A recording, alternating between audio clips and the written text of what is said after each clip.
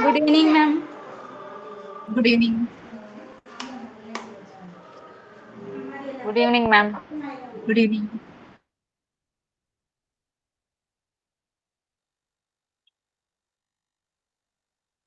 Good evening, Deepthi.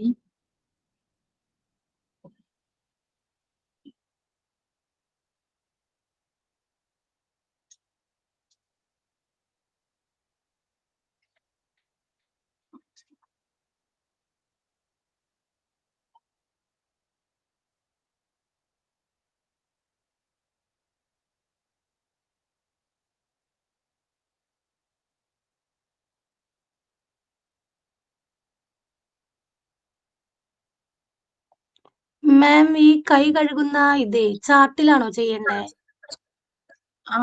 ചാർട്ടിലായിരിക്കില്ലേ നല്ലത്, നമുക്ക് പിന്നീട് യൂസ് ചെയ്യാനാണെങ്കിൽ.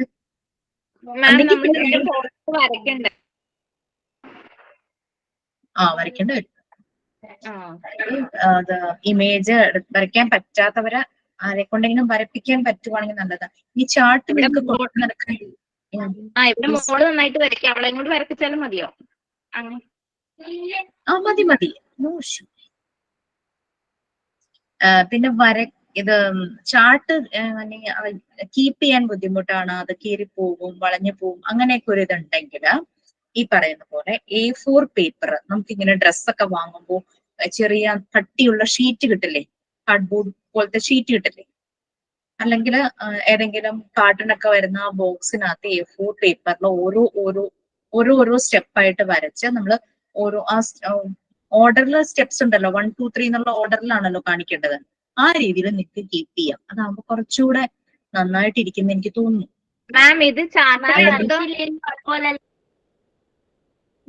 ഞാൻ കേട്ടില്ല.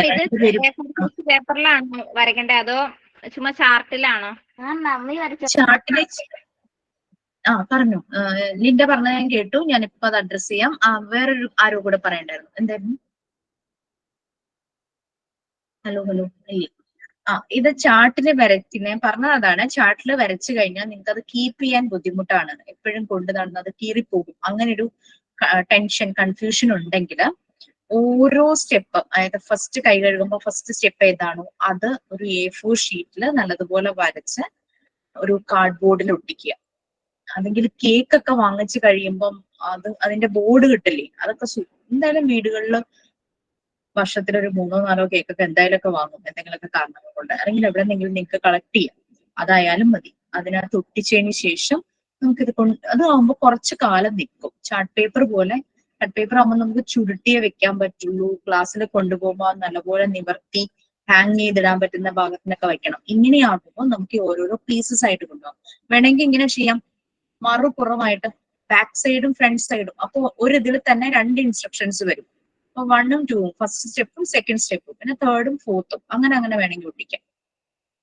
ക്ലിയർ ആയോ?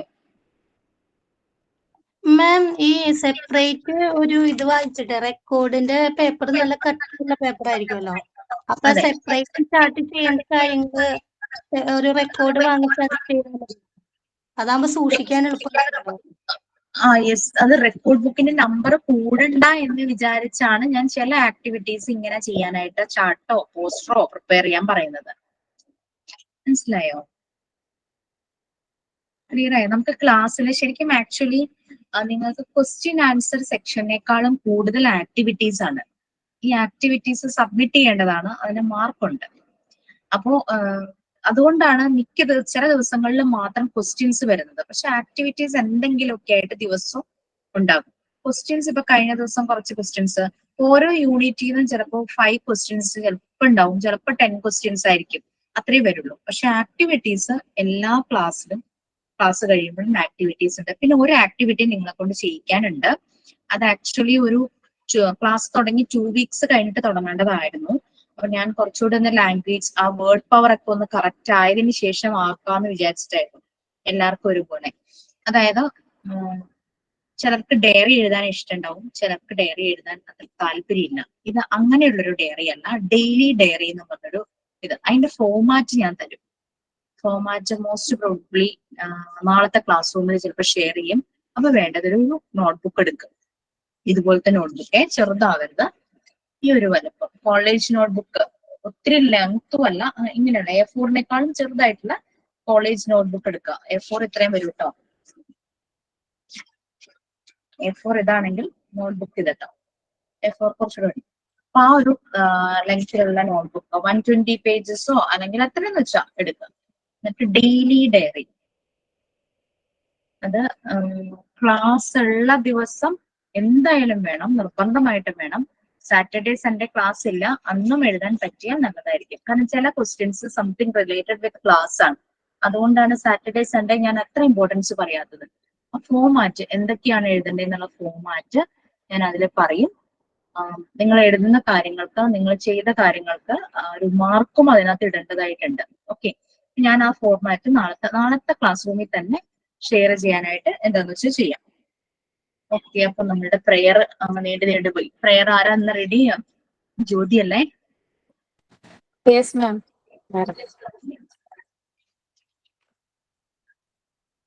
Give us strength to be kind.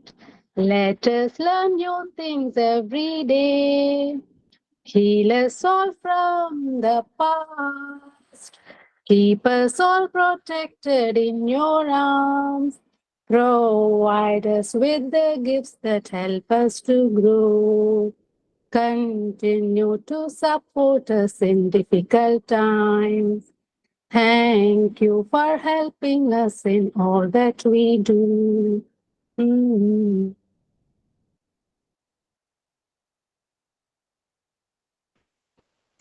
So soothing. നന്നായി.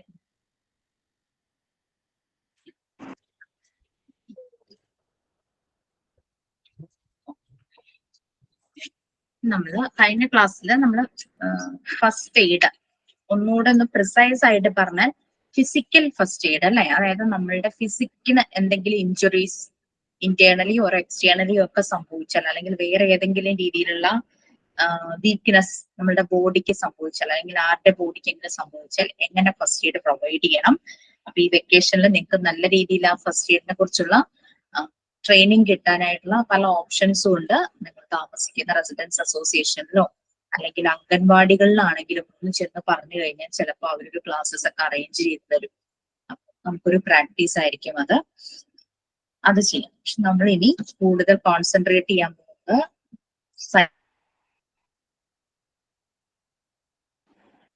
ഫിസിക്കൽ അല്ല, psychological, PFA. One more thing, സോഫിയെ ഞാൻ തിരിച്ചു വിളിച്ചായിരുന്നു. വിളിച്ച സമയത്ത് എനിക്ക് എടുക്കാൻ പറ്റിയില്ല. ഞാൻ തിരിച്ചു വിളിച്ചു, പക്ഷെ പിന്നെ കിട്ടിയില്ലായിരുന്നു. ഓക്കെ, എന്നെ വിളിച്ചാൽ മതി കേട്ടോ എന്തെങ്കിലും ഉണ്ടെങ്കിൽ. ഓക്കെ, മറന്നു അതൊക്കെ പെട്ടെന്ന് ഓർത്തൊക്കെ പറഞ്ഞതാ. അപ്പൊ നമ്മൾ PFA കുറിച്ച് പറഞ്ഞു, PFAയുടെ കമ്പണൻസ് പറഞ്ഞു. ഈ നല്ലൊരു PDF ഞാൻ PFA കുറിച്ച് കണ്ടു. അത് ഓൾമോസ്റ്റ് ഒരു 48 പേജസ് ഉണ്ട്. 48 അല്ല, 28 പേജസ് എന്തോ ഉണ്ട്. പക്ഷെ അത് ഫുൾ നിങ്ങൾ നോക്കേണ്ട ആവശ്യമില്ല. കാരണം എന്താണെന്ന് വെച്ചാല് ഈ PFA ഒരു കോഴ്സ് ആയിട്ട് അങ്ങനെ എടുക്കുന്നവർക്കും അല്ലെങ്കിൽ അതിന്റെ വോളണ്ടിയർ ആയിട്ട് വർക്ക് ചെയ്യുന്നവർക്കും വേണ്ടിയിട്ട് പ്രിപ്പയർ ചെയ്തൊരു PDF ആണത്. ആ PDF ഞാൻ ക്ലാസ് റൂമിലേക്ക് ഷെയർ ചെയ്യാം. മുഴുവൻ പോയി പ്രിന്റ് എടുക്കേണ്ട ആവശ്യമില്ല. അത് നല്ലതുപോലെ വായിച്ചു നോക്കിയിട്ട് നമ്മൾക്ക് ആവശ്യമുള്ളത് അതിൽ നിന്ന് എടുക്കുക. ആ PFAയിലെ 2 ഇമേജസ് ആണ് റിജോ നിങ്ങൾക്ക് ഷെയർ ചെയ്യാൻ പോകുന്നത്. അതിലൊരു ഇമേജ് ആണത്. അത് അവിടെ ഇരിക്കട്ടെ. നമ്മൾ കാര്യങ്ങൾ ഡിസ്കസ് ചെയ്ത് വരുമ്പോഴേക്കും ആ ഇമേജിനെ കുറിച്ച് സംസാരിക്കാം. ഇതില് ഞാൻ ചിലപ്പോ ഒരു സിറ്റുവേഷൻ തരും. ആ സിറ്റുവേഷനിൽ ചിലപ്പോൾ ക്യാരക്ടേഴ്സ് വരണം. നിങ്ങളിൽ നിന്ന് ആരെങ്കിലും മുന്നോട്ട് വരാൻ തയ്യാറാകണം. ആ സിറ്റുവേഷൻ എങ്ങനെ ഡീൽ ചെയ്യുന്നുള്ളത്. കാരണം നമുക്ക് PFA നമുക്ക് എങ്ങനെ എഫക്റ്റീവ് ആയിട്ട് ചെയ്യാൻ പറ്റും, സൈക്കോളജിക്കൽ ഫസ്റ്റ് എയ്ഡ് എങ്ങനെ എഫക്റ്റീവ് ആയിട്ട് ചെയ്യാൻ പറ്റുന്നുള്ള കാര്യങ്ങളാണ്. ഫിസിക്കൽ ആയിട്ടുള്ള ഫസ്റ്റ് എയ്ഡ് നമ്മൾ കുറെ കാര്യങ്ങളൊക്കെ മനസ്സിലാക്കിയിട്ടുണ്ട് നമ്മളുടെ എക്സ്പീരിയൻസ് ചെയ്യുന്നത്. പക്ഷെ PFA എങ്ങനെ ചെയ്യണം എന്നുള്ളത് ഞാൻ സിറ്റുവേഷൻ തരും. ആ സിറ്റുവേഷൻ അനുസരിച്ച് 2 പേര് ആക്ട് ചെയ്യണം. അതെങ്ങനെ ഹാൻഡിൽ ചെയ്യണം എന്നുള്ളത് അത് ജസ്റ്റ് PFA കുറിച്ച് ഒന്നുകൂടെയൊക്കെ ഡിസ്കസ് ചെയ്തതിന് ശേഷം മതി. ഇന്നത്തെയും നാളത്തെയും ക്ലാസ്സിൽ മിക്കവാറും ഈ സിറ്റുവേഷൻ തരും. കേസ് സ്റ്റഡിയാണ്. ബാക്കിയുള്ളവർ അത് ഒബ്സർവ് ചെയ്യുക. എല്ലാവരും ആ കേസ് സ്റ്റഡി ആയിട്ട് എഴുതണം. കേസ് സ്റ്റഡി എങ്ങനെ എഴുതണം എന്നുള്ളത് ഞാൻ നാളെ പറഞ്ഞുതരാം. ഓക്കെ, അപ്പം നമുക്ക് PFA കുറച്ചുകൂടെ ഡീറ്റെയിൽ ആയിട്ട് പോവാം. PDF നാളത്തെ ഇതിനകത്ത് നിങ്ങൾക്ക് വരും. കുറെ കാര്യങ്ങളുണ്ട് ഗൂഗിളിൽ നോക്കിക്കഴിഞ്ഞാൽ PFA കുറിച്ച് പഠിക്കാനായിട്ട്. It's not professional. അത് പ്രൊഫഷണൽ അല്ല. നമുക്ക് ശരിക്കും നമ്മുടെ ഹാർട്ടിൽ നിന്ന് വന്ന് ചെയ്യുന്ന ഒരു കാര്യമാണ്. ഞാൻ ഹിയറിങ്ങും ലിസണിങ്ങും തമ്മിലുള്ള ഡിഫറൻസ് പറഞ്ഞല്ലോ. ഹൃദയം കൊണ്ട് കേൾക്കുന്നതാണ് ശരിക്കും ആക്റ്റീവ് ലിസണിങ് എന്ന് പറയുന്നത്. അതുപോലെ നമ്മൾ ഹാർട്ട് കൊണ്ട് ചെയ്യുക. ഈവൻ ഫിസിക്കൽ ഫസ്റ്റ് എയ്ഡ്, ആ ഫസ്റ്റ് എയ്ഡിന്റെ കേസിലും നമ്മൾ പറഞ്ഞു നമ്മൾ എങ്ങനെ എങ്ങനെ ഇരിക്കണം, നമ്മൾ അലേർട്ട് ആയിരിക്കണം, നമുക്ക് അതിനെപ്പറ്റി ഒരു നോളജ് ഉണ്ടായിരിക്കണം, നമ്മൾ പാനിക്കായി പോകരുത്, അങ്ങനെ കുറെ കാര്യങ്ങൾ നമ്മൾ അതുമായിട്ട് റിലേറ്റ് പറഞ്ഞു. PFA പറയുമ്പോഴും അത് തന്നെയാണ്, അതിന് കുറെ കാര്യങ്ങളുണ്ട്. മാം പിന്നെ PFA വരുന്നതല്ലേ ചോക്കിങ്, കുട്ടി എന്തെങ്കിലും ഇപ്പൊ ഭക്ഷണം തൊണ്ടയിൽ കുടുങ്ങിക്കഴിഞ്ഞാല് പെട്ടെന്ന് ഇപ്പോ അതെങ്ങനെയാ എടുക്കേണ്ടത്? അതായത് ഇത് പറഞ്ഞു തന്നിട്ടില്ലേ, നമ്മളുടെ ചെസ്റ്റും സ്റ്റൊമക്കിന്റെ ആ ഒരു ഭാഗവും കൂടെ വരുന്ന ഭാഗത്തിനെ ക്രോസ് ചെയ്ത് പിടിച്ചിട്ട് നമ്മൾ ഷേക്ക് ചെയ്യുവോ, അങ്ങനെ എന്തോ ചെയ്യുമ്പോ പെട്ടെന്ന് ഇത് പുറത്തേക്ക് തെറിക്കും എന്നാണ് പറയണത്. അതുപോലെ സിറ്റുവേഷൻ എനിക്ക് ചെയ്യേണ്ട വന്നിട്ടില്ല, പക്ഷെ ഡോക്ടേഴ്സ് എപ്പോഴും അത് സജസ്റ്റ് ചെയ്യാറുണ്ട് കുഞ്ഞു കുട്ടികളുള്ള പാരന്റ്സിന്റെ അടുത്ത്. അതൊക്കെ നമുക്ക് ചെയ്യാം. കാരണം വെച്ചാൽ നമ്മൾ ചെറിയ കുട്ടികളുടെ അടുത്താകുമ്പോ ഇതൊക്കെ നമ്മൾ ഫേസ് ചെയ്യാവുന്ന ഒരു കാര്യമാണ്. നല്ലൊരു ഇന്റർവെൻഷൻ ആയിരുന്നു കേട്ടോ. നമ്മളിപ്പോ സൈക്കോളജിക്കൽ ഫസ്റ്റ് എയ്ഡിലേക്കാണ് പോകുന്നത്. നമ്മൾ ഫിസിക്കലി ഉള്ള ആ ഒരു ഇതെല്ലാം കഴിഞ്ഞു. സൈക്കോളജിക്കൽ ഫസ്റ്റ് എയ്ഡ് എന്ന് പറഞ്ഞു കഴിഞ്ഞാൽ നമുക്ക് ഇപ്പൊ റബ്ബർ നമുക്കറിയാലോ, എന്താ പറയാ, മായ്ക്കുന്ന റബ്ബർ അല്ല ഞാൻ ഉദ്ദേശിച്ചത്. ഈ റബ്ബർ മരങ്ങളുടെ അവിടെ നിന്ന് ഇങ്ങനെ എടുക്കുന്ന റബ്ബറിനെ പല പല ഷേപ്പാക്കി മാറ്റുന്നത്, അതിന് ഡീഫോർമേഷൻ സംഭവിക്കുന്ന കാണാറുണ്ട് അല്ലേ റബ്ബറിന്. ഇറേസർ അല്ല കേട്ടോ ഉദ്ദേശിച്ചത്.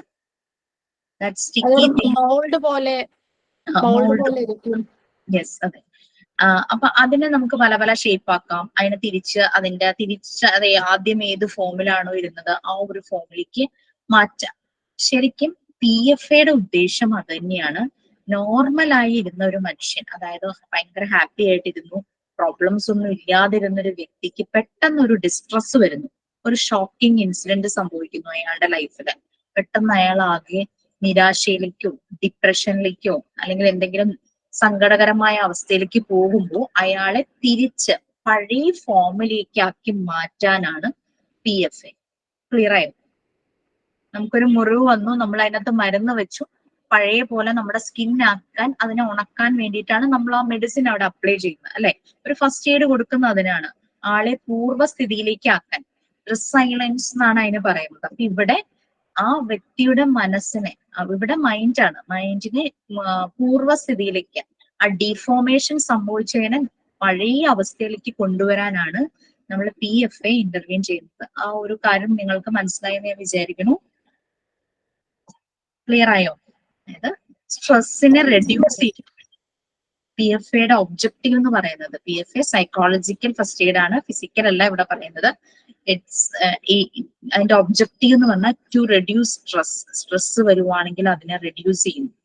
തിരിച്ച് ആ ഒരു എന്തെങ്കിലും ഒരു ട്രോമ അല്ലെങ്കിൽ ഷോക്ക് സംഭവിച്ച ഒരു അവസ്ഥയിൽ നിന്നും ആളെ തിരിച്ച്, ഇപ്പൊ വീട്ടിൽ ഒരാളെ നഷ്ടപ്പെട്ടു, ഒരാളുടെ ഡെത്ത് സംഭവിച്ചു, വല്ലാത്ത ഷോക്കിംഗ് സ്റ്റേജ് ആയിട്ട് ഇരിക്കുന്നത്. അപ്പൊ നമുക്ക് പരിചയമുള്ള ഒരു ഫാമിലി, നമ്മുടെ ഫാമിലി ഫ്രണ്ട് അല്ലെങ്കിൽ നമ്മുടെ ക്ലോസ് റിലേറ്റീവ് ആണ്, നമുക്ക് അവിടെ ഇടപെടാൻ പറ്റുന്ന ഒരു സ്ഥലമാണെങ്കിൽ നമ്മൾ അവിടെ ചെന്ന് അവരെ കൺസോൾ ചെയ്യൂ അല്ലെ.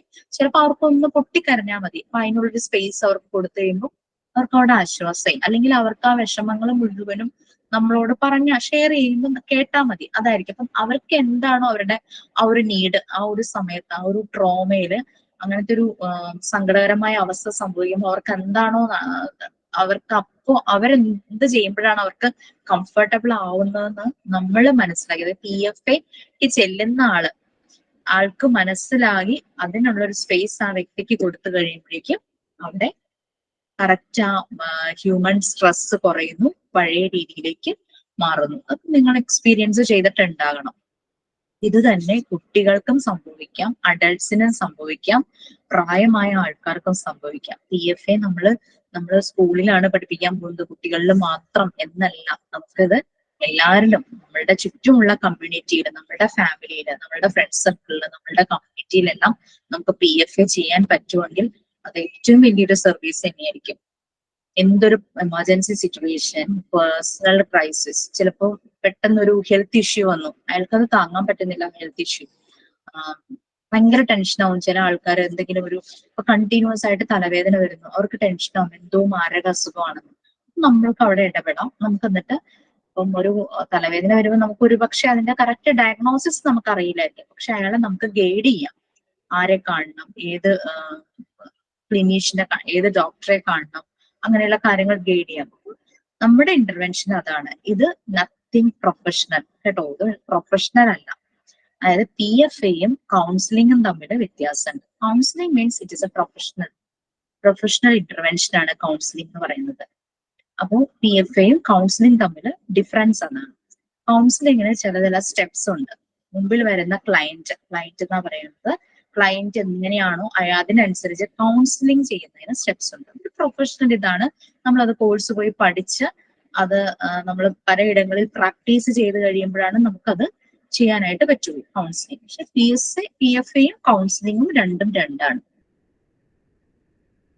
നമുക്കറിയാം, നമുക്കുണ്ടാകുന്ന ഫിസിക്കൽ ഇഞ്ചുറി പോലെ ഈ ഇമോഷണൽ ഡിസ്ട്രസ്, ഈ ആളുകൾക്ക് ഉണ്ടാകുന്ന ടെൻഷൻ അത്ര പെട്ടെന്ന് വിസിബിൾ ആയിരിക്കില്ല. ചിലപ്പോൾ ഉള്ളിൽ കരഞ്ഞുകൊണ്ട് ചിരിക്കുന്ന മനുഷ്യരുണ്ടാവും അല്ലെ, അതുകൊണ്ടാണ് അത് വിസിബിൾ അല്ല എന്ന് മനസ്സിലാവുന്നത്.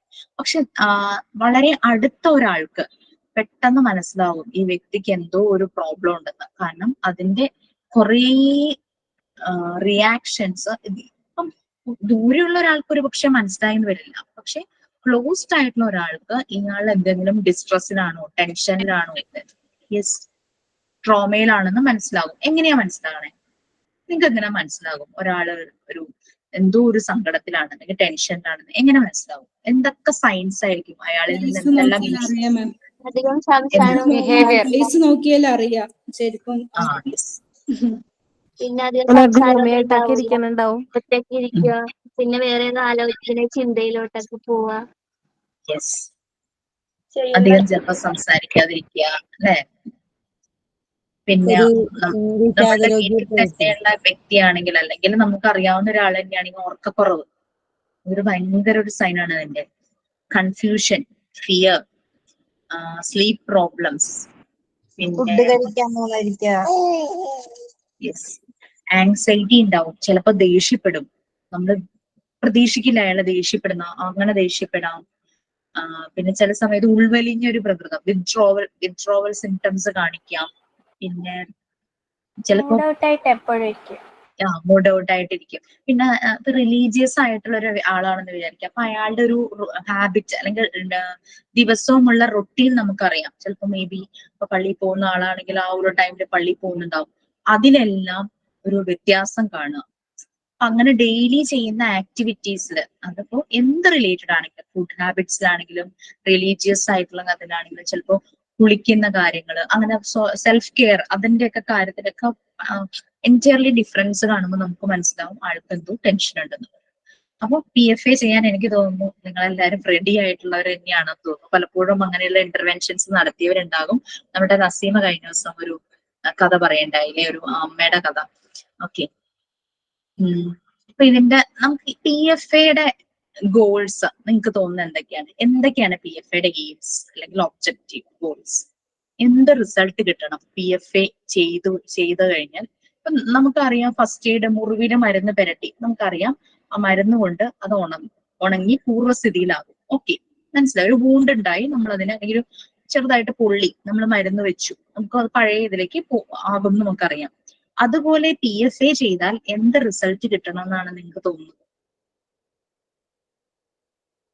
PFA ചെയ്താൽ അവര് ഹാപ്പി ആവണം, മൈൻഡ് റിലാക്സ് ആവണം, ഒരു ടെൻഷന് ഒരു പിന്നെ റിക്കവർ ചെയ്ത് വരിക. അത് നമുക്ക് കഴിയണം അവരങ്ങനെ മെയിൻറ്റെയിൻ ചെയ്ത് കൊണ്ടുവരാൻ.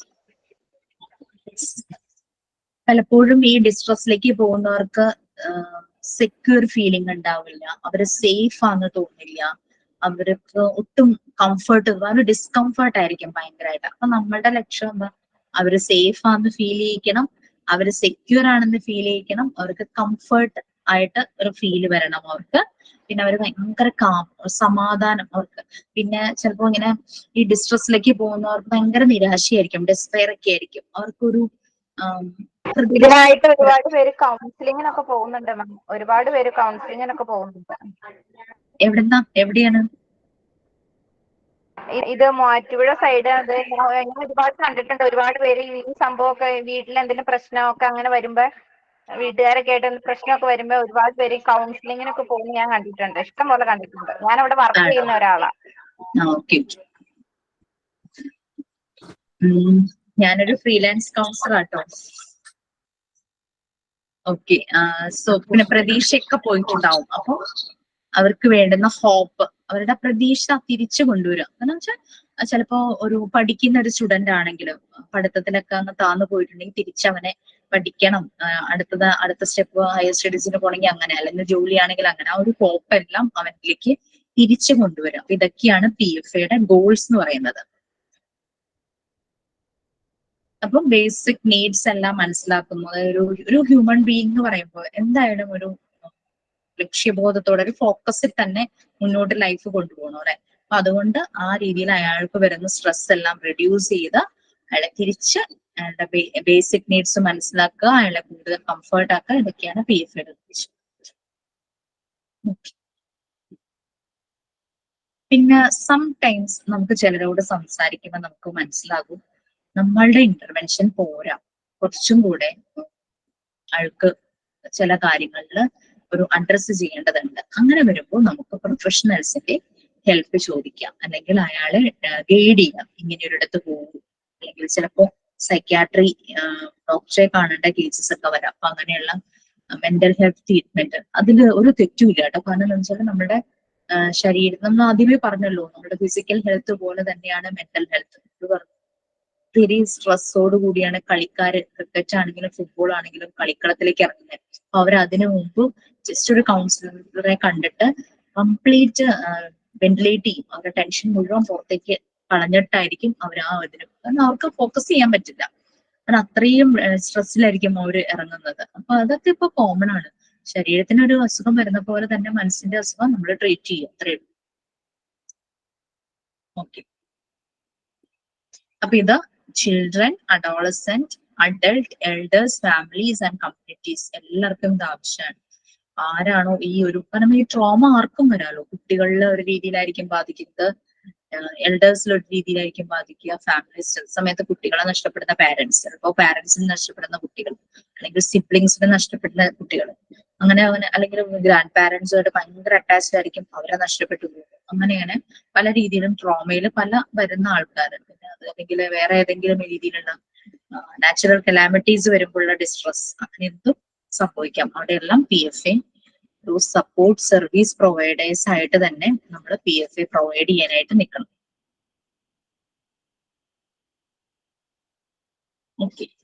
ഇനി നമ്മൾക്ക് ഈ ആക്ച്വലി ഈ ഇമേജ് അല്ലായിരുന്നു നമുക്ക് വേണ്ടിയിരുന്നത്. അതിന് മുമ്പ് ഒരു ഇമേജ് ഉണ്ട്, അത് കഴിയുമ്പോൾ റീജോ നമുക്ക് ഷെയർ ചെയ്യും. ഇതിന് നമ്മൾ PFA ചെയ്തു എന്ന് വിചാരിച്ചു. ഒരു വ്യക്തിയെ, സ്ട്രെസ്ഫുൾ ആയിട്ടുള്ള ഒരാളിൽ PFA ചെയ്തു, അയാളുടെ റിക്കവറി ചാൻസസ് ആണ് ഫീലിംഗ് സേഫ്. അയാൾക്ക് നല്ല സേഫ് ഫീൽ ചെയ്യും, കാം ആവും, കണക്റ്റഡ് ടു അതേഴ്സ്. കാരണം ഈ ഒരു ട്രോമയിലെ ഷോക്കിൽ നിൽക്കുമ്പോൾ ആരുമായിട്ട് മിങ്കിൾ ചെയ്യാനോ സോഷ്യലൈസ് ചെയ്യാനോ സംസാരിക്കാനോ ഒന്നും അവർക്ക് താല്പര്യം ഉണ്ടാവില്ല. റിക്കവറി സ്റ്റേജിൽ അവർ എല്ലാവരുമായിട്ടും കണക്ട് ചെയ്യും. പിന്നെ next one, access to support. Support ചെയ്യാനും അവർക്ക് കിട്ടുന്ന സപ്പോർട്ട് അത് നല്ല രീതിയിൽ അവർ പ്രയോജനപ്പെടുത്താനും എല്ലാം റിക്കവറി സ്റ്റേജിൽ പറ്റും. പിന്നെ അവരെ തന്നെ അവരെ തന്നെ ഹെൽപ്പ് ചെയ്യാൻ ഏബിൾ ആവും. പലപ്പോഴും എന്നെ കൊണ്ട് അത് ചെയ്യാൻ പറ്റില്ല, ആ ഒരു രീതിയിലേക്ക് ഈ ട്രോമ വരുമ്പോഴേക്കും പോകും. പിന്നെ അവർക്ക് ആ ഫീല് വരും, ഐ ക്യാൻ ഡു ദാറ്റ്, എനിക്ക് പറ്റും എന്നെ കൊണ്ട്, അങ്ങനെയുള്ളൊരു ഫീലിലേക്ക് അവരെ കൊണ്ടുവരും. ലിജോ, നമ്മളുടെ നെക്സ്റ്റ് ഇമേജ് ഒന്ന് എടുക്കാമോ?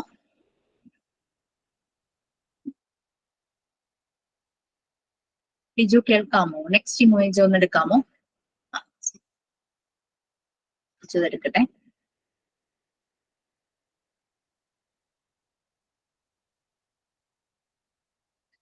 സെവൻ ടീംസ് വരുന്നൊരു ഇമേജ് ഇല്ലേ? PFAയുടെ 7 ടീംസ്. അത് നമ്മൾ ഓൾറെഡി ഇപ്പൊ പറഞ്ഞു പോയി. അത് നിങ്ങൾക്കൊരു വിഷ്വലൈസേഷൻ കാണുമ്പോൾ കുറച്ചുകൂടെ ഒന്ന് മനസ്സിലാവും. PFAയുടെ 7 ടീംസ് ആണ്.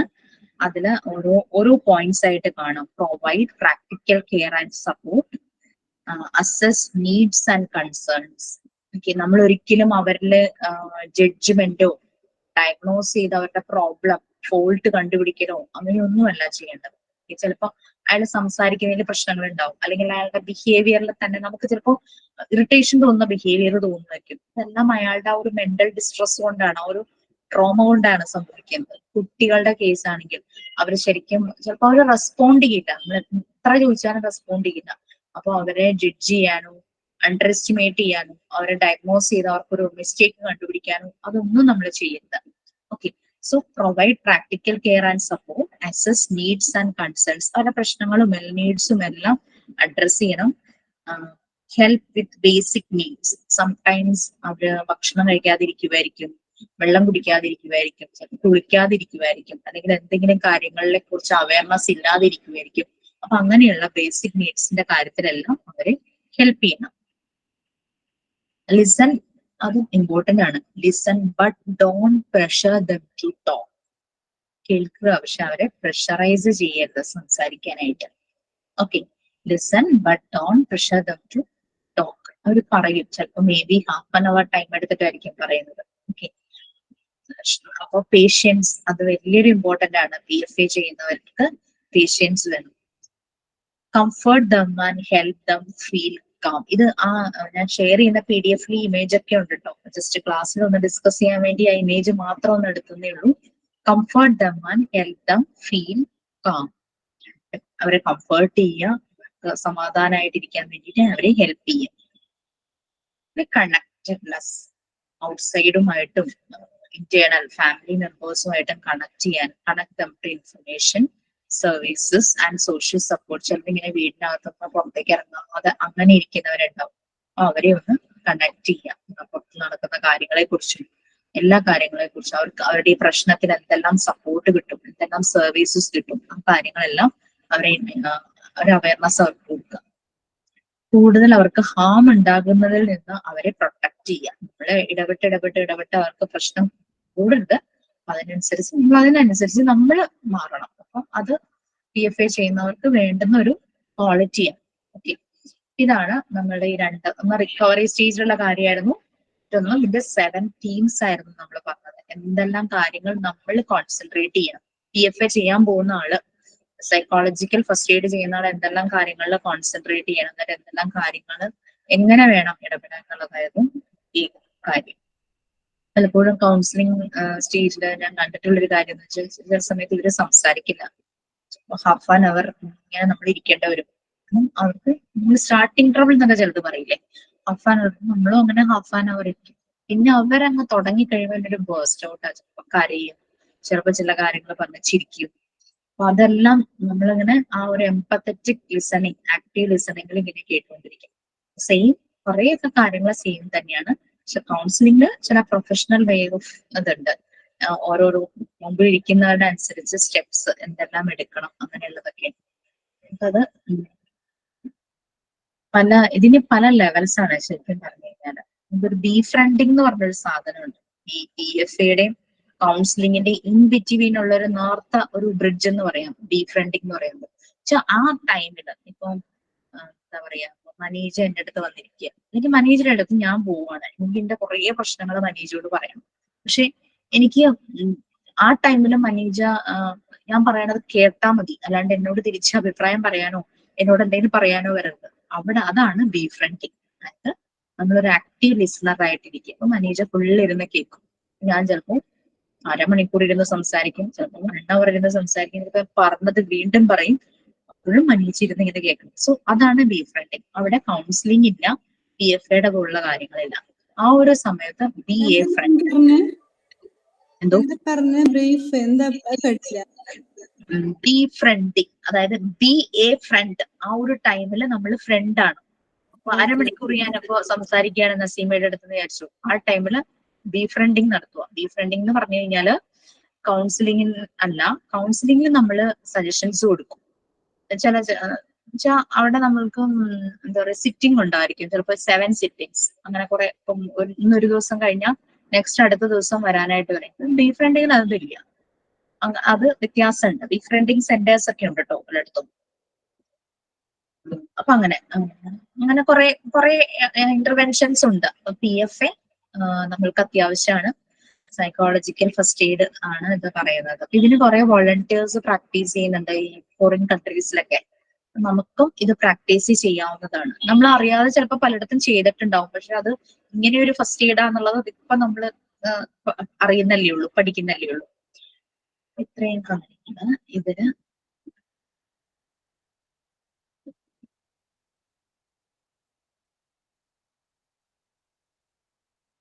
ഇതിന്റെ മെയിൻ ഗോൾ എന്ന് പറഞ്ഞു കഴിഞ്ഞാൽ ടു റെഡ്യൂസ് ദി സ്ട്രെസ്, അല്ലെ? സ്ട്രെസ് റെഡ്യൂസ് ചെയ്യുക, തിരിച്ചവരെ പഴയ ലെവലിലേക്ക് കൊണ്ടുപോകുക. റിക്കവറി പറഞ്ഞു, ടീംസ് നമ്മൾ പറഞ്ഞു.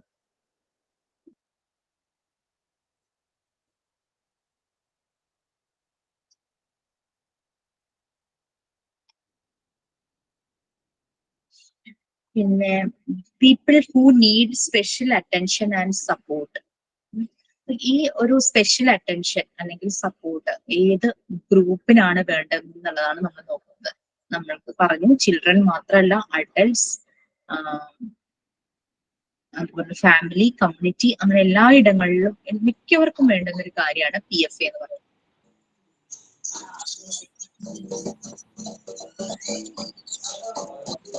അനീജ ഓഡിയോ ഒന്ന് മ്യൂട്ട് ചെയ്യണേ. People who are too upset that they cannot care for themselves or their children. ചിലപ്പോ കണ്ടിട്ടില്ലേ, ചില ഫസ്റ്റ് പ്രഗ്നൻസി ഒക്കെ കഴിയുമ്പോഴേക്കും, ഫസ്റ്റിന് ആണെന്നില്ല, സെക്കൻഡ് കുട്ടി ഉണ്ടായി കഴിയുമ്പോൾ ഒരു പോസ്റ്റ് പോർട്ടം എന്ന് പറഞ്ഞിട്ടൊരു പ്രോബ്ലം വരുന്നത്. അതായത് അത് കഴിയുമ്പോൾ കുട്ടിയെ നോക്കാൻ തോന്നാതിരിക്കുക, എപ്പോഴും മൂടിയായിട്ടിരിക്കുക, അങ്ങനത്തെ ഒക്കെ ഒരു അവസ്ഥ വരില്ലേ അമ്മമാർക്ക് പൊതുവെ. അങ്ങനെയുള്ള അവർക്കും ഇതുപോലെ ഈ ഒരു സമയത്ത് ഇങ്ങനെ ഒരു സപ്പോർട്ട് ആവശ്യമാണ്. People are too upset and they cannot care for themselves or their children. എന്റെ ഒരു കസിൻ സിസ്റ്റർക്ക് ഈ ഒരു പ്രോബ്ലം, രണ്ടാമത്തെ കുട്ടി ജനിച്ചു കഴിഞ്ഞപ്പം ഭയങ്കര ഈ പോസ്റ്റ് പോർട്ടം ഈ ഒരു പ്രോബ്ലം ആയിരുന്നു. ഞങ്ങൾ അത്ര അടുത്തല്ല താമസിക്കുന്നത്, ദൂരെയാണ്. ഒരു 1.5 hours ജേർണി ഉണ്ട്. അവൾക്ക് വരാൻ പറ്റാത്തതാണ് ഫോണിലൂടെ വിളിച്ച് അവൾ അത് സോർട്ട് ഔട്ട് ചെയ്യും. അപ്പൊ അവിടെ അവൾക്കറിയാം ഞാൻ കൗൺസിലിംഗ് ചെയ്യുന്നതാണെന്നും ഡീഫ്രണ്ടിങ് ചെയ്യുന്ന ഒരാളാണെന്ന് അറിയാം. അപ്പൊ അതുകൊണ്ട് വിളിച്ചിട്ട് ഇങ്ങനെ സംസാരിച്ചു. പക്ഷെ അവർക്ക് അത് പറഞ്ഞങ്ങ് തീർന്നപ്പോഴേക്കും എനിക്ക് കുറെ ആശ്വാസമായി. അപ്പൊ അങ്ങനെ ഇങ്ങനെ ഒരു ഒരു കോള് അന്നൊരു 45 minutes നീണ്ടു നിന്നു. പിന്നെ 2-3 ദിവസം കഴിയുമ്പോൾ വീണ്ടും കോള് വന്നു. അങ്ങനെ ആളങ്ങ് ഓക്കെ ആയി. അപ്പൊ അത് അവിടെ ഈ ആ ഒരു ഇന്റർവെൻഷന് ആരെങ്കിലും ഉണ്ടെങ്കിൽ പെട്ടെന്ന് ഓക്കെ ആവുന്ന കാര്യമുള്ളൂ. ചിലത് നേരെ തന്നെ ഗൈനക്കോളജിസ്റ്റിനെ കാണും, പ്രശ്നം പറയും. അപ്പൊ അവരെന്തെങ്കിലും ഒരു ആന്റി ഡിപ്രസന്റോ അങ്ങനെ ചിലപ്പോൾ എന്തെങ്കിലും ഒരു ടാബ്ലറ്റ് കൊടുക്കും, അല്ലെങ്കിൽ ഹസ്ബൻഡിനോട് ഒന്ന് കെയർ ചെയ്യാൻ പറയും, അങ്ങനെ ഇങ്ങനെയുള്ള രീതിയിലൊക്കെ. ഇത് ഈ കാര്യം ഇവൾക്ക് നല്ലതുപോലെ അറിയാവുന്നത് കൊണ്ട് വേഗം തന്നെ എന്നെ വിളിച്ചു, സംസാരിച്ചു. അപ്പൊ അത് ഓക്കെ. എനിക്കും പ്രശ്നം ഉണ്ടാവും കേട്ടോ. ഈ പറയണ നമ്മൾ ഇത്രയും പേരെ ഇങ്ങനെ കൗൺസിൽ ചെയ്ത് കഴിയുമ്പോഴേക്കും നമ്മളുടെ തലയ്ക്കകത്ത് ഈ സാധനമാണല്ലോ, നമുക്ക് ഇത് വെന്റിലേറ്റ് ചെയ്യണം. നമുക്ക് പേഴ്സണലി ഇഷ്യൂസ് എന്തെങ്കിലും വരുമ്പോൾ നമുക്കും ഇത് വെന്റിലേറ്റ് ചെയ്യേണ്ടത് വരും. അപ്പൊ നമുക്ക് നമ്മളായിരിക്കുന്ന ചില സ്പേസുകൾ ഉണ്ടല്ലോ, ചില ഫ്രണ്ട്സ്, അതൊക്കെ ഒരു ഭാഗ്യമാട്ടോ. അങ്ങനെ ആരെങ്കിലും ഉണ്ടെങ്കിൽ അവരോട് സംസാരിക്കാം. അല്ലെങ്കിൽ സെൽഫ് ടോക്കിലൂടെ കുറെയൊക്കെ നടക്കും. ചിലപ്പം അതും പറ്റാതെ വരുമ്പോഴാണ് നമുക്ക് അങ്ങനെ വളരെ ക്ലോസ് ആയിട്ടുള്ള ഒരാളുണ്ട്. ചിലപ്പോൾ നമ്മളെ ടോൺ കേൾക്കുമ്പോൾ തന്നെ അവർക്ക് മനസ്സിലാവും, പറഞ്ഞോ ഇത് പറഞ്ഞിട്ട് അവരങ്ങ് ഇരിക്കും.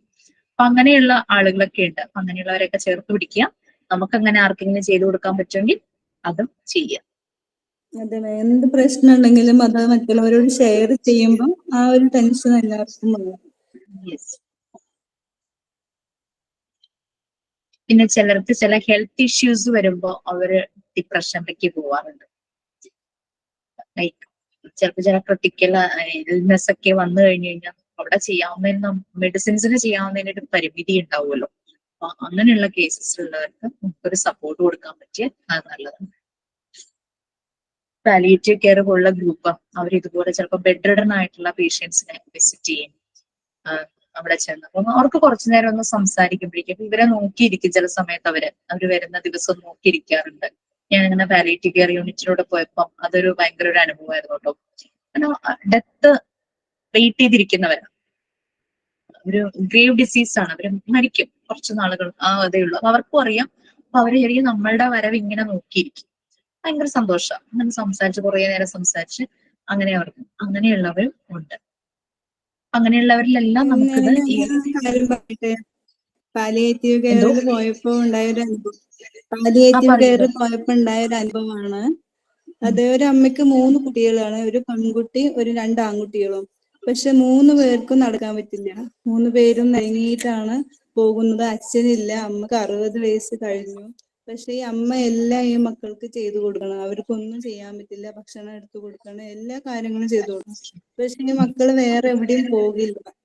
അമ്മയെ വിട്ടിട്ട് പോകാൻ അവർക്ക് ഇഷ്ടമില്ല. അമ്മക്ക് വയസ്സ് 60 കഴിഞ്ഞു, 65 ആയി. പക്ഷെ എല്ലാ കാര്യങ്ങളും ചെയ്തു കൊടുക്കുന്നുണ്ട് അമ്മയാണ്. അപ്പൊ അങ്ങനെ ആദ്യം ചെറിയൊരു വീടായിരുന്നു, പിന്നെ എല്ലാവരും കൂടി ചേർന്ന് വീടുണ്ടാക്കി കൊടുത്തു. അപ്പൊ ഞങ്ങൾ നിന്ന അവിടെ പിള്ളേർക്ക് പുറത്തേക്ക് ഇറങ്ങാൻ പറ്റില്ല. അപ്പൊ ഇങ്ങനെ നിരങ്ങി വന്നിട്ട് ഒരു മോനുണ്ട്, 30, 32, 35 അങ്ങനെയൊക്കെ ഏജ് ആണ്. അപ്പൊ ആ കുട്ടി വന്നിട്ട് ഇങ്ങനെ പുറത്തേക്ക് ഇറങ്ങി വന്നൊരു കല്ലിന്റെ മുകളിൽ കയറി, അതിന്റെ മുകളിൽ ഒരു ചെറിയൊരു ബെഞ്ച് പോലെയാണ്, ഒരു കട്ടില് പോലെ, ഇതിന്റെ മുകൾക്ക് കയറിയിരുന്ന് അങ്ങനെയാണ് ചെയ്യാറ്. എപ്പോഴും പുറത്ത് ആള് എന്നും ഉള്ളിലല്ലേ ഇരിക്കുന്നത്. ഇപ്പൊ പുറം കാണുമ്പോ ബാക്കി 2 പിള്ളേർക്ക് അങ്ങനെയൊന്നും വരില്ല. അപ്പൊ പറയാ, നിങ്ങൾ എപ്പോഴും വരണം, ഞങ്ങൾക്കൊന്ന് സംസാരിക്കാനാണ്, ഞങ്ങൾക്ക് വേറൊന്നും വേണ്ട, അങ്ങനെയൊക്കെ പറഞ്ഞു. ഭയങ്കര സങ്കടം തോന്നി ആ സമയത്ത്. കാരണം ഒരു കുട്ടിയെങ്കിൽ നല്ലപോലെ ഉണ്ടായിരുന്നെങ്കിൽ. പക്ഷെ അമ്മയ്ക്കൊരു ഇതുണ്ടായിരുന്നു, പക്ഷെ നല്ല ഒരു അങ്ങനെ ഒരു സംഭവം. ഓക്കെ, അതിപ്പോ ഏതാണ്ട് ഒരു ഐഡിയ കിട്ടിയല്ലോ. PFA എന്താണ് നമ്മൾ ചെയ്യേണ്ടതെന്നുള്ളത്. ഈ 7 തീംസ് ഓർക്കുക, റിക്കവറി സ്റ്റേജിൽ വരുന്ന കാര്യങ്ങൾ മനസ്സിലാക്കുക, പിന്നെ ഏതെല്ലാം സിറ്റുവേഷനിലാണ് ഇത് നമ്മൾ ഇന്റർവ്യൂൻ ചെയ്യേണ്ടതെന്നുള്ളത്. ഞാൻ നാളെ നിങ്ങൾക്ക് സിറ്റുവേഷൻ തരാം. സോ ആരെങ്കിലും 2 പേരോ 3 പേരോ എത്ര പേരാണോ ആ ഒരു സിറ്റുവേഷന് വേണ്ടത്, നമുക്കൊന്ന് ജസ്റ്റ് ആ ഒരു കേസ് സ്റ്റഡി അതെങ്ങനെയാണ് നമുക്കത് സോർട്ട് ഔട്ട് ചെയ്യാൻ പറ്റുന്നതെന്ന് നോക്കും. ഇനി ഫസ്റ്റ് എഴുതേണ്ട റെക്കോർഡ്സിനെ കുറിച്ച് ഞാൻ പറയാം. അത് കുറച്ച് എളുപ്പമാണ്, അതുകൊണ്ടാണ് ഞാൻ അത് പറഞ്ഞത്. കാരണം ക്രിയേറ്റിവിറ്റി വേണം, പക്ഷെ നമുക്ക് അതിനുള്ള സപ്പോർട്ടുള്ള ഒരു റെക്കോർഡാണ്. അതിന്റെ പേര് മൈ കളക്ഷൻ ബുക്ക് എന്നാണ്. My collection book. അതിൽ നിങ്ങൾക്ക് എത്ര ആക്ടിവിറ്റീസ് ഉണ്ടെന്ന് ഞാൻ പറയാം.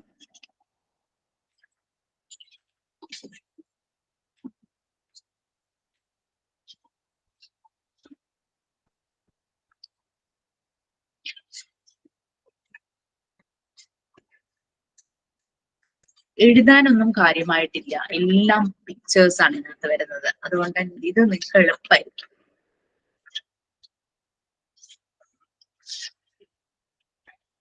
ഫസ്റ്റ് വേണ്ടത് പ്രോവർബ്സ്. അറിയാലോ, നല്ല ഒരു മെസ്സേജ് വരുന്ന പ്രോവർബ്സ് എഴുതുക. ഞാനൊരു ഓൾമോസ്റ്റ് ഒരു 20 പ്രോവർബ്സ് എഴുതിയിട്ടുണ്ട്. അപ്പോൾ മിനിമം 20 പ്രോവർബ്സ് എങ്കിലും എഴുതണം. ഫോർ എക്സാമ്പിൾ ഞാൻ പറയാം, പ്രാക്ടീസ് മേക്സ് പെർഫെക്റ്റ്. പ്രോവർബ്സ് എഴുതാൻ ബുദ്ധിമുട്ടില്ലല്ലോ. അപ്പൊ ഫസ്റ്റ് ഞാൻ ക്ലാസ് റൂമിൽ ഇട്ടു ഓർഡർ എങ്ങനെയാന്നുള്ളത്. ഫസ്റ്റ് വേണ്ടത് പ്രോവർബ്, പ്രാക്ടീസ് മേക്സ് പെർഫെക്റ്റ്. ഓരോ ദിവസവും ഓരോന്നായിട്ട് ചെയ്താൽ മതി. 20 എണ്ണം എഴുതാൻ വലിയ ബുദ്ധിമുട്ടില്ല. എനിക്ക് തോന്നുന്നു 10 മിനിറ്റ്സ് കൊണ്ടൊക്കെ എഴുതാൻ തോന്നുന്നു. പിന്നെ too many cooks spoil the dish, honesty is the best policy, where there is a will there is a way, look before you leave. ഏതെങ്കിലും പ്രോവർബ് ഓർമ്മയുണ്ടെങ്കിൽ പറഞ്ഞേ ഓരോരുത്തരായിട്ട്. Slow and steady wins the race. Yes, correct. Alpha ഒരെണ്ണം പറയാമോ? Alpha Jacob.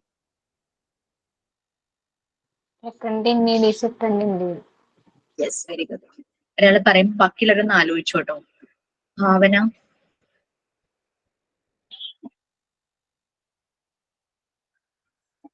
Okay, Bhavana ആലോചിക്കായിരിക്കും.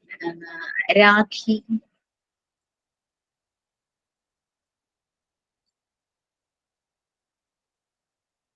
Mirror is a best friend. Okay, very good. Jasna. ഞാൻ വിളിക്കണമെന്നില്ല. Actions speak louder than words. Yes, very good. Linta. Old is gold. Okay, Sophia. Very good. Honesty is the best policy. അപ്പൊ നിങ്ങൾക്ക് ഇത് first നമ്മുടെ record ബുക്കിന്റെ പേരെന്തായിരുന്നു? My collection book. Okay, അതിലെ first activity proverbs, minimum 20. അതിലെ 2 pages ഒക്കെ മതി, കുറെ പേജ് ഒന്നും എഴുതി വെക്കേണ്ട, കാരണം നമുക്ക് ഇനിയും ആക്ടിവിറ്റീസ് ഉണ്ട്. ഞാൻ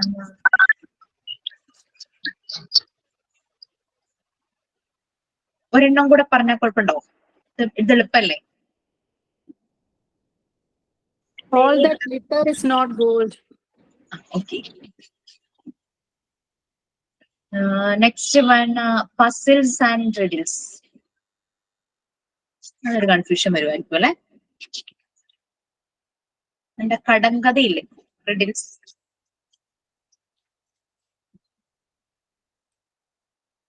ഒരു example.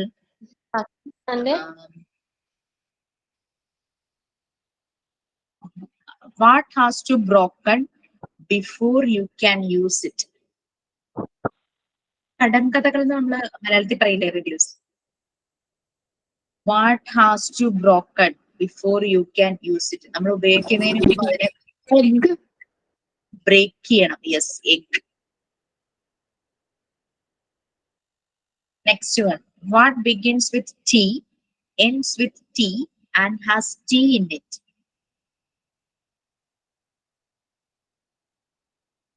Begins with T. T ന് സ്റ്റാർട്ട് ചെയ്യും, letter T. Ends with T. T എന്നുള്ള ലെറ്ററിൽ തന്നെ സ്റ്റാർട്ട് ചെയ്യും.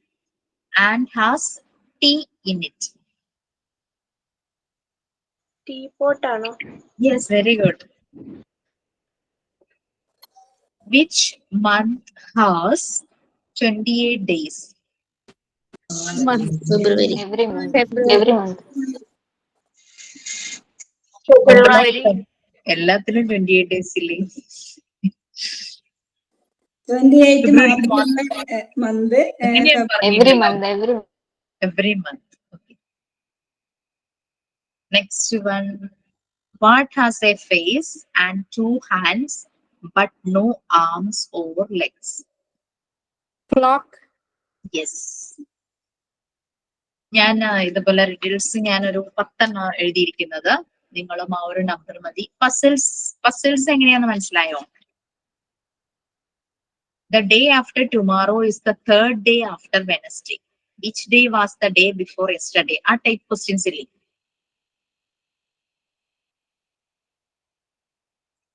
ക്ലിയർ ആയോ? പസിൽസ് രണ്ടും കൂടെ ഒരുമിച്ചാണ്. Riddles and puzzles.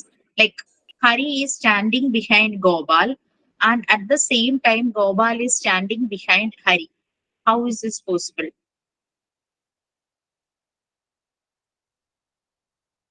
Hari is standing behind Gopal and at the same time Gopal is standing behind Hari. How is this possible? അതെങ്ങനെ possible ആവാ മാം? Same അല്ലേ?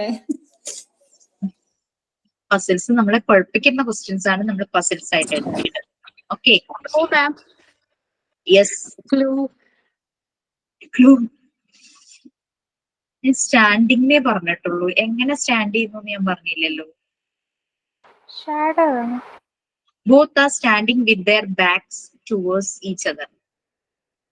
രണ്ടുപേരും തിരിഞ്ഞാ നിൽക്കും. Hari, Gopal. Okay, if you remove a letter from the word fold, F-O-L-D, you get the word that completes the following sentence. I am 9 years dash. Old. അത് easy ആയിരുന്നു അല്ലേ? Rani's mom had 3 children. The first was June. The second was July. What was the name of 3rd child? Rani.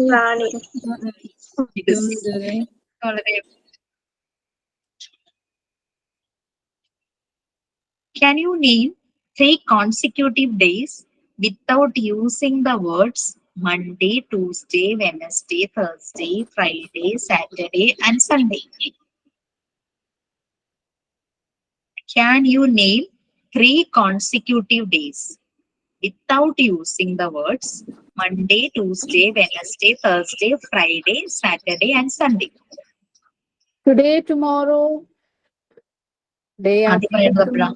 Yesterday, today, and tomorrow. Yesterday.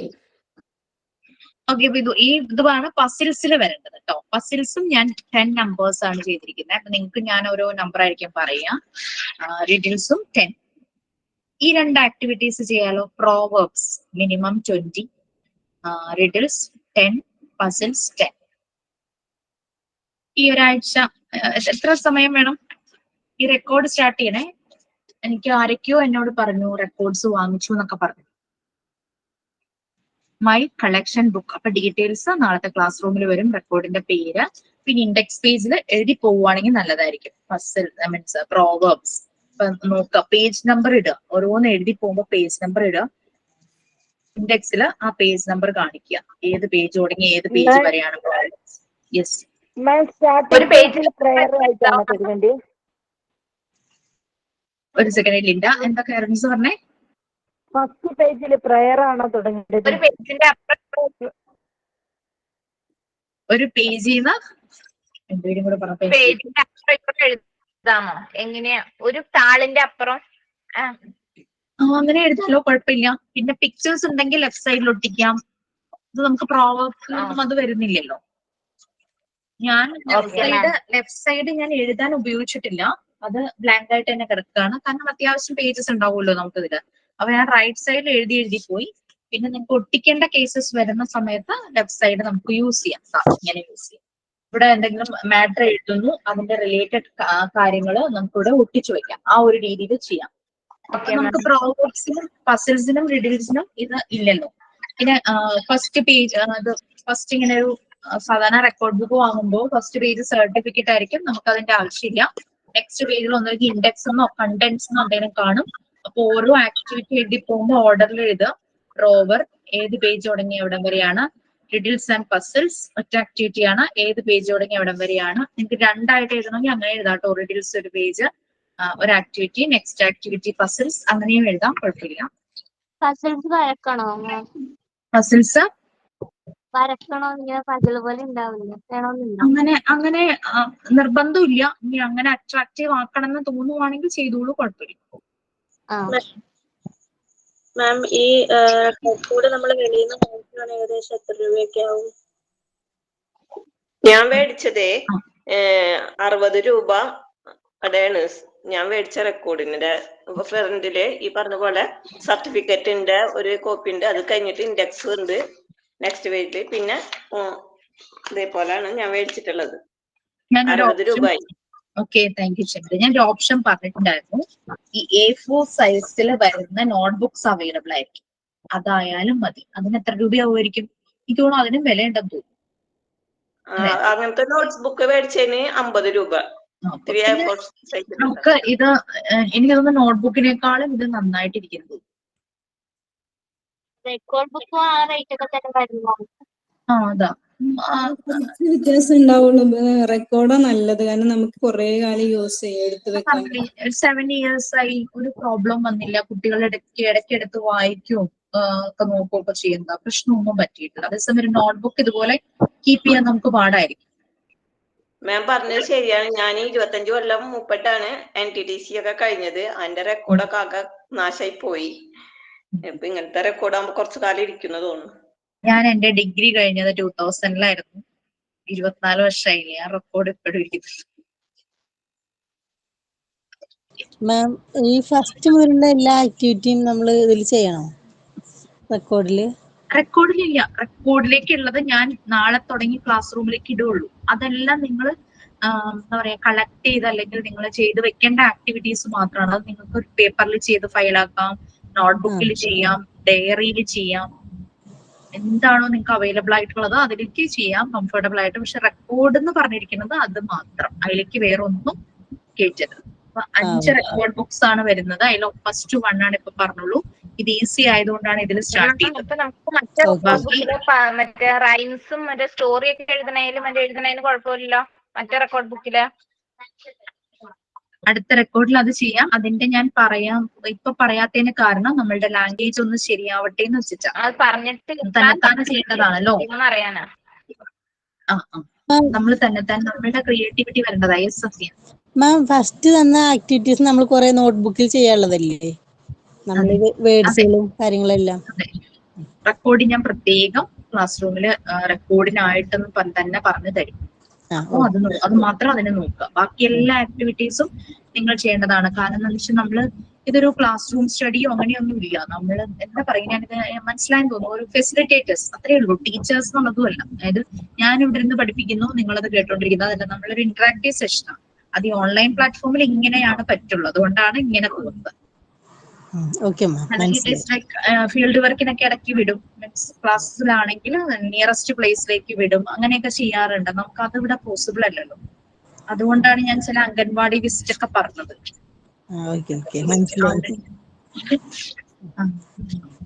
പിന്നെ കഴിഞ്ഞ ദിവസം മറ്റേ ഫാറ്റ്സിലെ acid അതെന്നോട് ആരോ ചോദിച്ചല്ലോ, എനിക്ക് screenshot എടുത്ത് അയച്ചു തരാന്ന് പറഞ്ഞു, എനിക്ക് കിട്ടിയില്ലായിരുന്നു. ആരായിരുന്നു എനിക്ക് പേര് ഞാൻ വിട്ടുപോയി, ആബ്സെന്റ് ആണ്.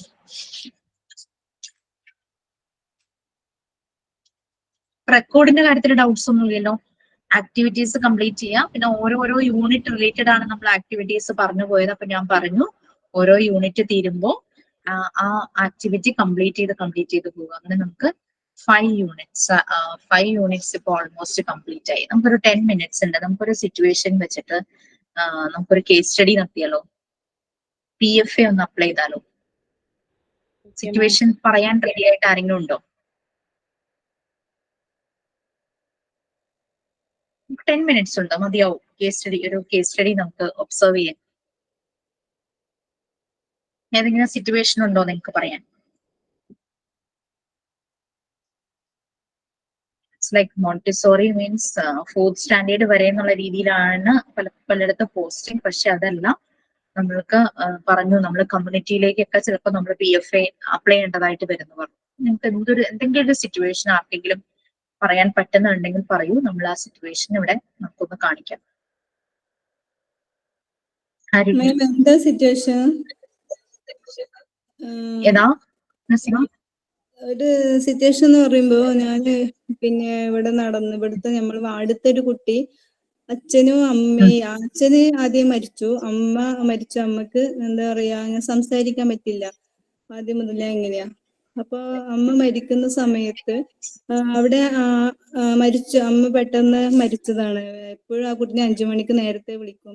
അങ്ങനെ ഒരു ദിവസം കുട്ടിയെ വിളിക്കുമ്പോ ഞാൻ എണീക്കാന്ന് പറയണം. അപ്പൊ അമ്മ കട്ടിൽ നിന്ന് താഴെ വീണ് കിടക്കണം. ആ കുട്ടി എണീക്കുമ്പോ അമ്മ അങ്ങനെ മരിച്ചു. പിന്നെ ആ കുട്ടീനെ നോക്കാൻ ബന്ധുക്കാരോ ആരുമില്ല.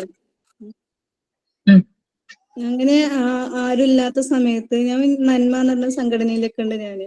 അപ്പൊ സമയത്ത് ഞങ്ങള് ഈ കിറ്റ് കൊടുക്കാൻ വേണ്ടി പോയപ്പോ ലീഡ് കോളേജ് അറിയോ? പാലക്കാട് ലീഡ് കോളേജോ?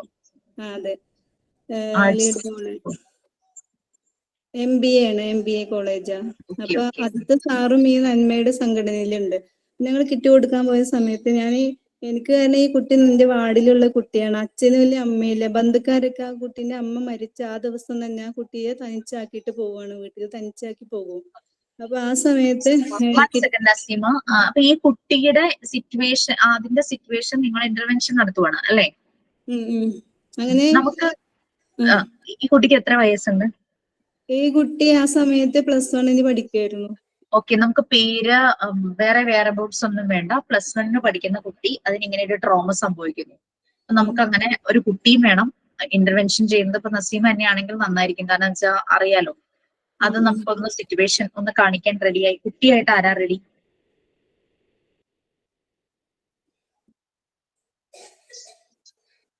കേസ് സ്റ്റഡിയാ, നിങ്ങളിത് എഴുതണം. ഒരു കേസ് സ്റ്റഡി 1 എന്ന് പറഞ്ഞിട്ട് സിറ്റുവേഷൻ കൊടുക്കുക. എന്തെല്ലാം ഇന്റർവെൻഷൻ ആണ് അവിടെ നടന്നത് അതെല്ലാം കൊടുക്കുക.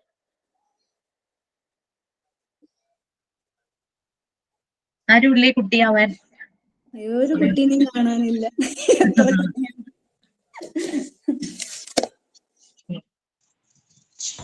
മാം, കുട്ടി എന്ന് പറയുമ്പോ കുട്ടിക്ക് പ്രത്യേകിച്ചൊരു ഫീലിംഗ് പറഞ്ഞാൽ ആകെ വിഷമത്തിലായിരിക്കുമല്ലോ, ആകെ ടെൻഷനും ഒരു മൂടിയായിട്ടിരിക്കുന്ന ഒരു ലെവലായിരിക്കുമല്ലോ കുട്ടി. അപ്പൊ അതാണ്. നസീമ ഇടപെടുമ്പോ കുട്ടിയുടെ റിയാക്ഷൻ, അതായത് കുട്ടി ഭയങ്കര ടെൻഷനിലും സങ്കടത്തിലുമാണ്. അപ്പൊ നമ്മളിപ്പോ ഒരാള് അങ്ങനെ കുട്ടിയായിട്ടിരിക്കാൻ നമുക്ക് ടെൻഷനും സങ്കടവും ഉണ്ട്. നസീമ ചോദിക്കുന്ന അല്ലെങ്കിൽ നസീമ ചെയ്യുന്ന കാര്യങ്ങള് വരുമ്പോ കുട്ടിയുടെ റിയാക്ഷൻ നമുക്കൊന്ന് കാണാലോ. സിറ്റുവേഷൻ കുട്ടിയായിട്ട് സങ്കല്പിക്കണം. എനിക്ക് വേണ്ടത് ഒരു കുട്ടിയും ഇന്റർവെൻഷൻ നസീമ ചെയ്തോട്ടെ. PFA അപ്ലൈ ചെയ്യുവാണ് നസീമ. കുട്ടി നമ്മളെ ഇവിടുത്തെ ഒരു കുട്ടിയാണ്. ആ കുട്ടി ആ സമയത്ത് എങ്ങനെയായിരിക്കും, ആ കുട്ടി ഞാൻ വന്ന് ചോദിക്കുന്ന സമയത്ത് ആ കുട്ടി എന്ത് ചെയ്യും, അങ്ങനെയുള്ള ഒരു ഇത് വേണ്ടല്ലോ മാഡം, അങ്ങനെയല്ലേ? അതെ അതെ അതെ അതെ തന്നെ.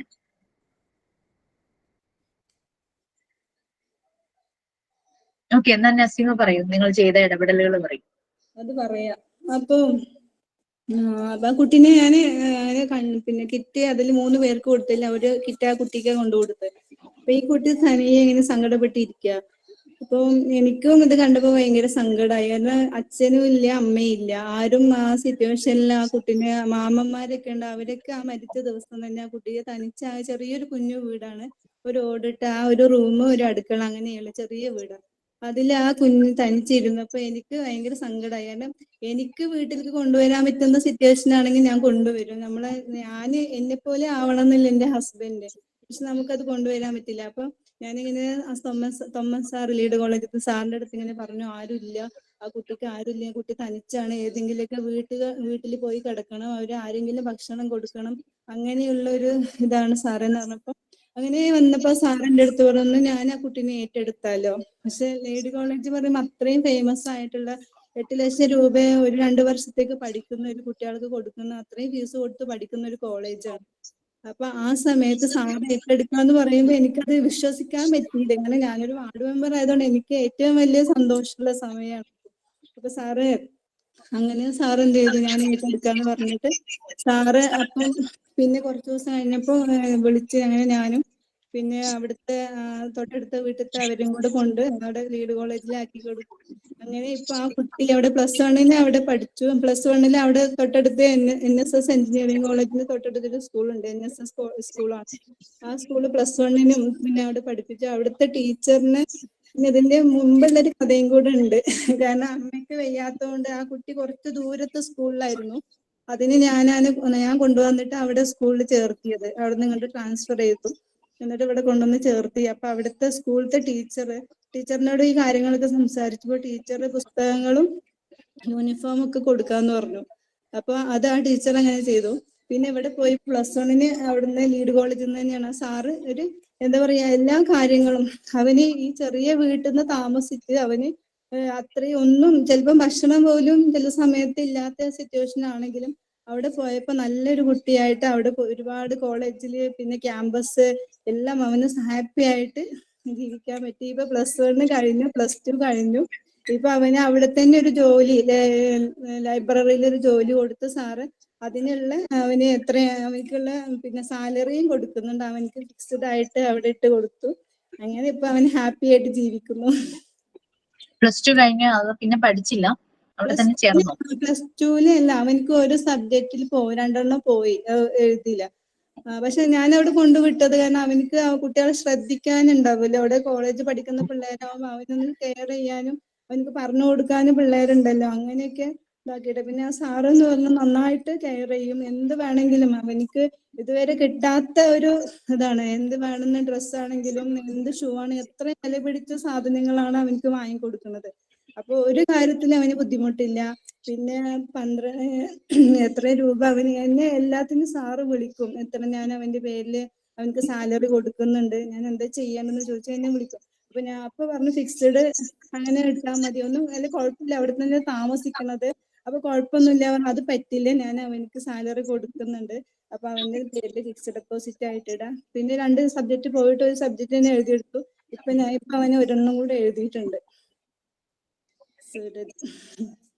നിങ്ങൾക്ക് കേസ് സ്റ്റഡി ആയിട്ട് വെക്കാം.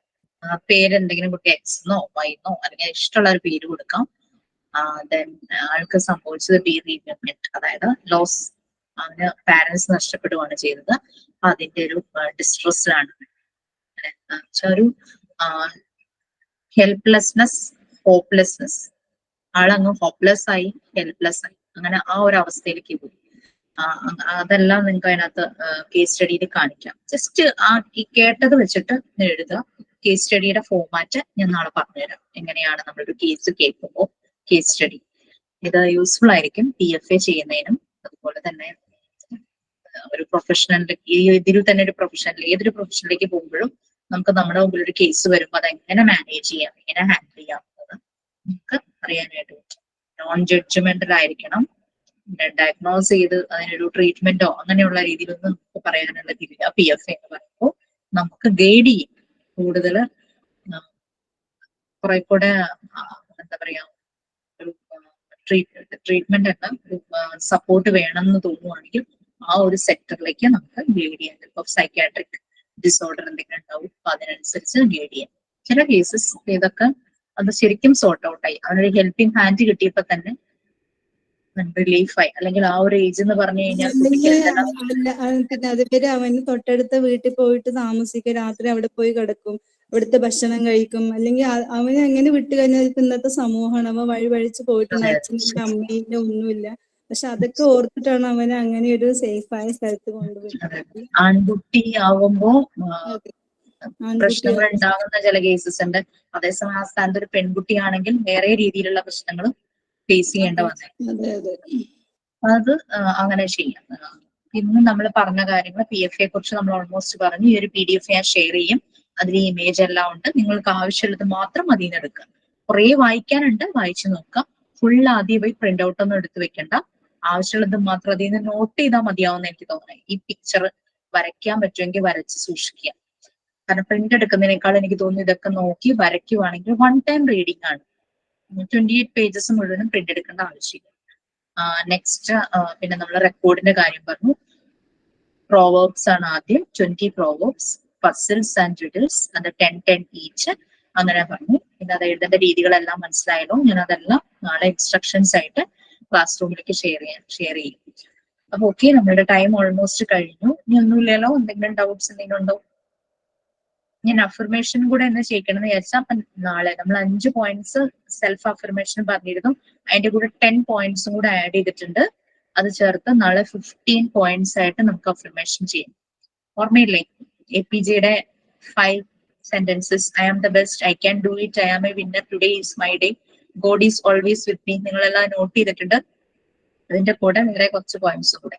അത് നാളെ നമുക്ക് പ്രയറിന് ശേഷം അഫർമേഷനോടുകൂടി ക്ലാസ് സ്റ്റാർട്ട് ചെയ്യാം. അപ്പൊ ഡൗട്ട്സ് ഒന്നും ഇല്ലല്ലോ? ഓക്കെ, ഡൗട്ട്സ് ഇല്ല. ഞങ്ങളുടെ ഒരു വാട്സ്ആപ്പ് ഗ്രൂപ്പിന്റെ എന്തായി? ഞാൻ നാളെ പോകുന്നുണ്ട് ഇൻസ്റ്റിറ്റ്യൂട്ടിൽ.